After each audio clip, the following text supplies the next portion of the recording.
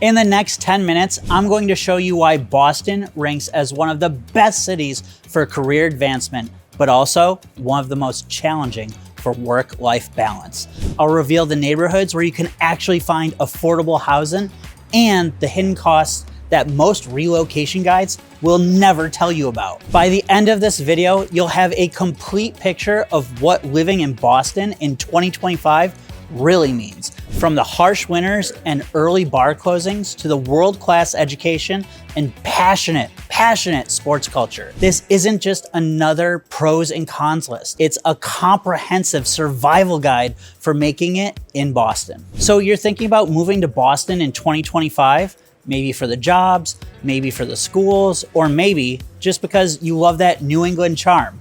Let me tell you what you're really getting into. The job market here is no joke. We've got companies like Mass General Brigham, Liberty Mutual, and Wayfair all hiring like crazy. The unemployment rate stays low because there's always work in healthcare, finance, and tech. But here's the thing. They don't tell you everything. And what they don't tell you is that paycheck might look big until you see what the rent costs. Right now, the average one bedroom costs about $3,000 in the city proper. And I'm not talking about luxury units, just regular apartments with decent areas. The competition is wild. You'll show up to an open house and find 20 other people ready to bid. Some folks bring cash offers just to get ahead when they're purchasing here.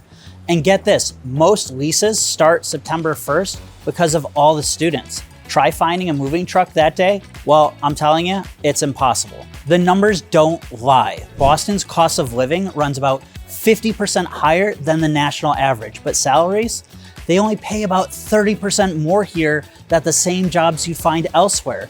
That math doesn't always work out. I've seen people take these great paying jobs only to realize half of their income goes either straight to their rent or to their mortgage. But it's not all bad news. There are still neighborhoods where you can find reasonable prices if you know where to look. Dorchester has spots where you can get a decent one bedroom or purchase a small condo. Rosendale's got some hidden gems too. Quieter streets, but still on the T-line. Everett's up and coming with new developments that haven't hit those crazy prices yet. The key is looking just outside the hot zones. You might add 15 minutes to your commute, but save hundreds a month on either rent or a mortgage. The housing market moves fast here. I'm talking lightning fast. Places get listed on Thursday and are gone by Saturday. You've got to be ready to move quick, have your paperwork together, know what you can afford, and be flexible on your closing dates. Some landlords and sellers want first, last, and security and a broker fee all at once. That's 4 months rent just to get in the door. Other places require a hefty down payment for you to get that offer accepted. So you need to know going into it what you need to have ready. I've helped people who've moved here from cheaper cities and got sticker shock real fast. One couple from Ohio bought their $90K salaries thinking that, that's gonna get them somewhere until they saw what $3,000 a month in mortgage actually gets you. But here's the flip side. The career opportunities here can be worth it. That same couple doubled their income in 3 years by job hopping in the tech sector. The neighborhoods that are still having deals usually come with some trade-offs, let's be honest. Maybe it's further from the T or the building's older. You've got to deal with street parking, all these different things. But if you're smart about location, you can have it work. Places like Hyde Park or parts of Quincy give you more space for your money. Just remember, affordable in Boston means expensive compared to most cities. Okay, let's talk about what really tests people when they move to Boston. Yeah, everyone warns you about winters. Snow piles up, wind just cuts through you, and the cold, it just doesn't quit. But here's what they don't tell you. In December, the sun sets at 4 p.m. That's not just inconvenient, it messes with your head. You leave work and it's already dark out. Week after week, it takes a real toll on you. The MBTA looks great on paper. Awesome, right? Super easy, super convenient, but trains and buses that can get you anywhere, right? Until you're standing on a platform in January, waiting 30 minutes for a delayed train while your toes and every other part of you go numb. Or when you're out late and realize the T stopped running at midnight, leaving you to figure out how to get home. I've seen people pay $50 for an Uber that should have cost $15 just because the trains weren't running. And don't get me started about Orange Line shutdowns. When they closed it for a month, people's commutes turned into 2-hour nightmares. Now, something that most people don't realize too, bars here close at 2 a.m., which sounds late until you're used to cities where things stay open later. And here's some weird Massachusetts stuff. They banned happy hour back in 1984. So no cheap drinks after work unless you find a special event. That changes how you socialize with people here. You don't get those casual after work meetups the same way other cities do. Happy hour literally is against the law here. It doesn't exist. The short days in winter do more than just make it dark early. Studies show Boston has higher rates of seasonal affective disorder than most places ever. That's like the lack of sunlight, where it just makes people depressed, tired, and just off. Vitamin D deficiency is common here too. Doctors actually recommend supplements because you don't get enough sun, especially in the winter here. It's a thing. I know people who use those special lights to help them get through the dark months, and I don't know guys, can you handle that? What surprises most newcomers isn't any one thing. It's how all these little differences add up to a whole different rhythm of life. The early nights mean people tend to go out earlier. The transportation issues mean you plan your schedule around the T's quirks. The winter darkness means you have to be intentional about getting outside when you can. It's not that any single piece is impossible to handle. You learn. It's learning how it all fits together and how it makes sense time-wise. I've had friends come here from California who struggled for months and months before they adjusted. One guy didn't realize how much the early sunsets could affect him until he found himself going to bed at 8 p.m. every night in December, which is brutal. Another friend didn't account for how much longer her commute would take when the red line had delays. These aren't deal breakers. You just have to know what you're signing up for. The key is preparation. Get those vitamin D supplements before winter hits. Download the transit app so you can track delays. Make plans with friends earlier in the evening. And maybe most importantly, don't try to fight the city's rhythm. The people who do best here learn to work with it, not against it. Now, let's talk about one of the most important things. Let's talk about making friends in Boston.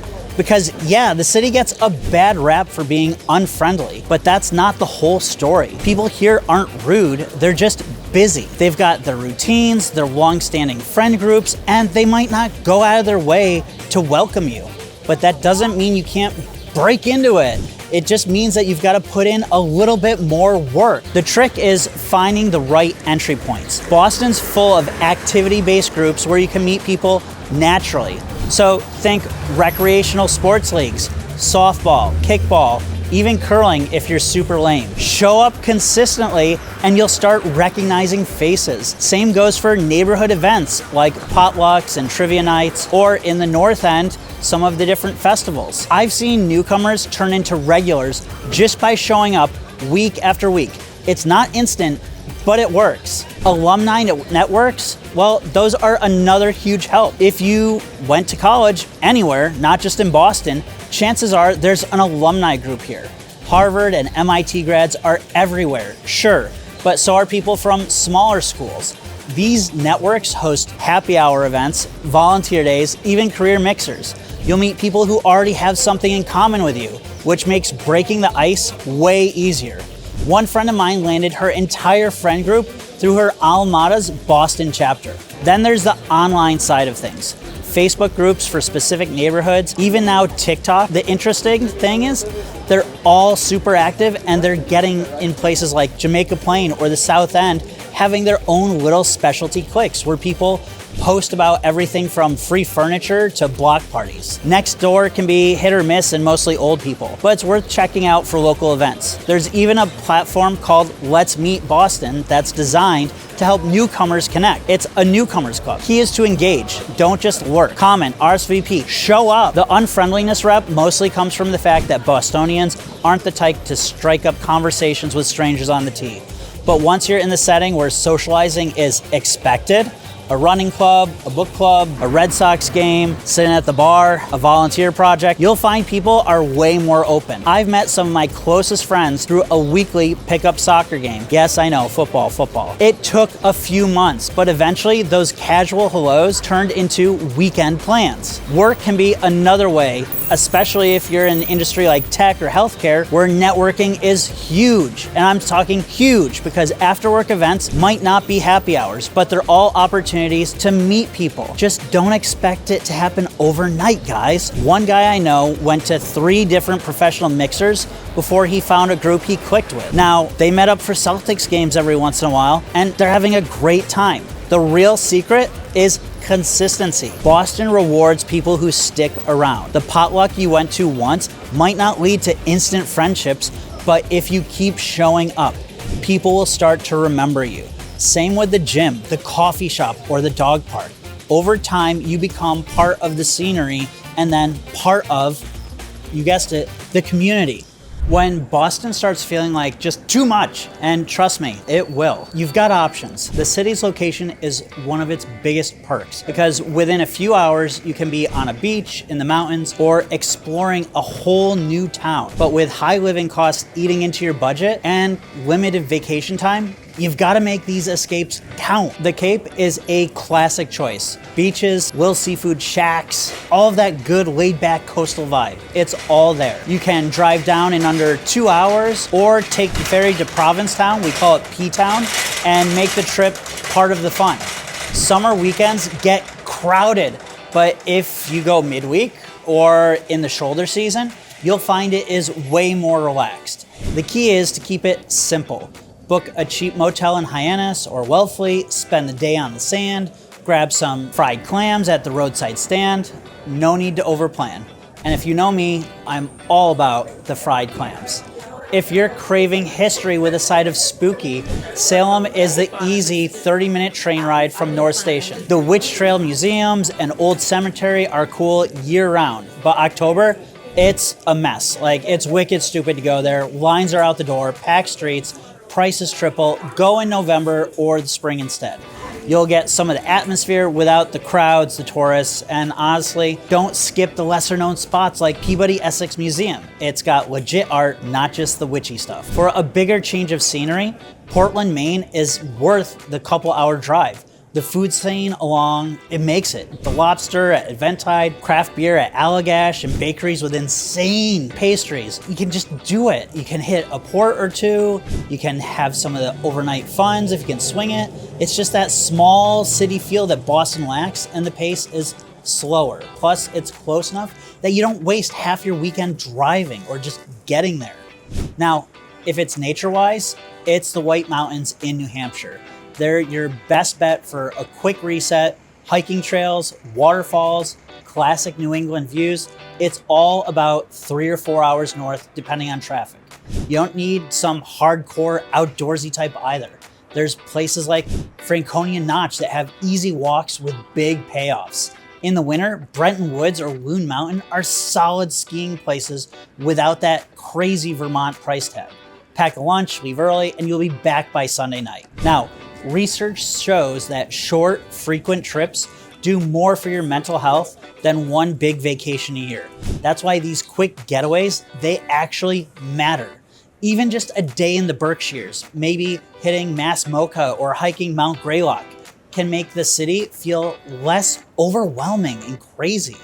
Same with Newport, Rhode Island. Yeah, the mansions are fancy, you might see Taylor Swift, but you can also just walk the cliff walk for free, grab a coffee, or head back. The trick is to keep it low key and low pressure. You've got to have that feeling where you don't need to cram in every attraction or make everything Instagram perfect.